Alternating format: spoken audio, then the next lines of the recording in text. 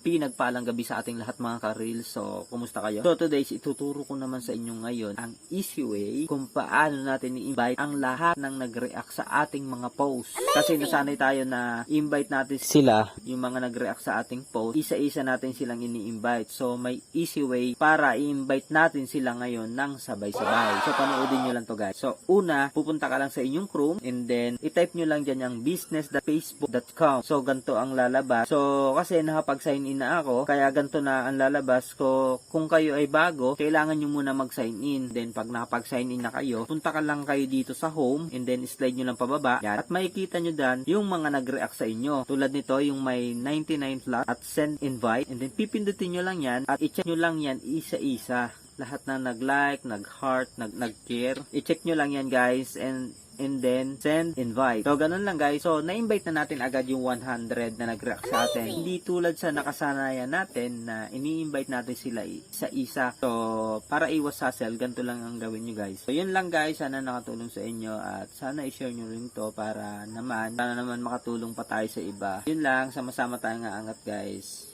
Good luck. Bang bang.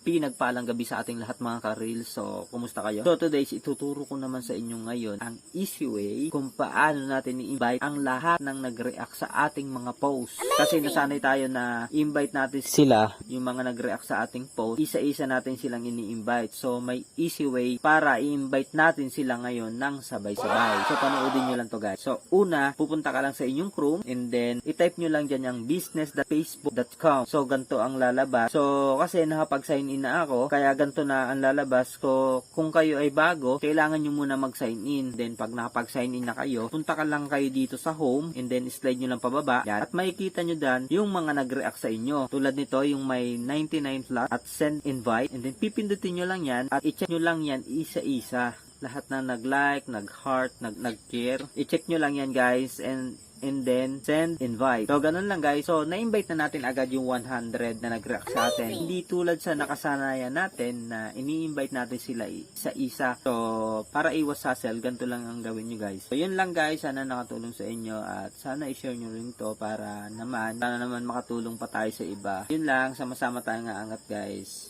Good luck. Bang bang.